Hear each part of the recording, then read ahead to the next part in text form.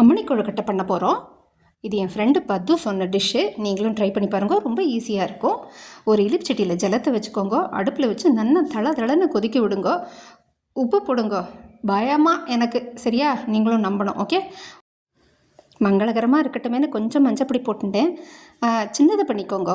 எனக்கு ஃபஸ்ட்டு கரெக்டாக அளவு தெரியாததுனால தண்ணி நிறையா இருந்ததுன்னா கூட கொஞ்சம் இதுவாக இருக்கும்ல, அதனால் அடுப்பில் வச்சுட்டே கலரி விடுங்கோ. இது நல்லா ஒரு 5 நிமிஷமே கலர்ற மாதிரி இருக்கும். மோர்களிக்கு கலர்ற மாதிரி கொஞ்சம் கெட்டியாக கலரிக்கோங்க. கலரி எடுத்து ஒரு 5 நிமிஷம் ஃபேனை போட்டு வைங்கோ. இதுக்காக நான் கரண்ட்டு வேஸ்ட் பண்ணமா? வேண்டாம். ஒரு 5 நிமிஷம் வச்சுட்டு 1/4 மணி நேரமாக வச்சுட்டு அப்புறம் வாங்கலை. வெறும் உருட்டினா ஒட்டிக்கும். அதனால் கொஞ்சம் ஜலமோ எண்ணெயோ தொட்டு உருட்டுங்கோ.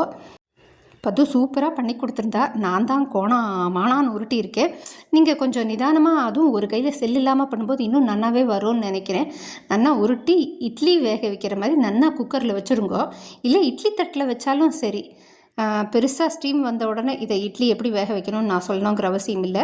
சீக்கிரமே ஒரு நல்லா வெந்துடும். நல்லா அதையும் ஆற வச்சுருங்கோ. சூட்டோடு போட்டால் கவனிச்சிடும். நல்லா ஆறினதுக்கப்புறம் இலிப்சட்டியில் கடுகு போடுங்கோ. ஜீரகம் போடுறவாளும் போட்டுக்கலாம். கடுகு உளுத்தம்பருப்பு போடுங்கோ.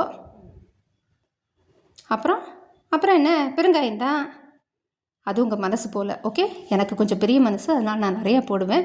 பச்சை மிளகா இது ஆப்ஷனல், வேணுமான்னு பார்த்துக்கோங்க, ஓகே? நல்லா ஆறினதுக்கப்புறம், ரொம்ப கவனம், நல்லா ஆறினதுக்கப்புறம் போடுங்க.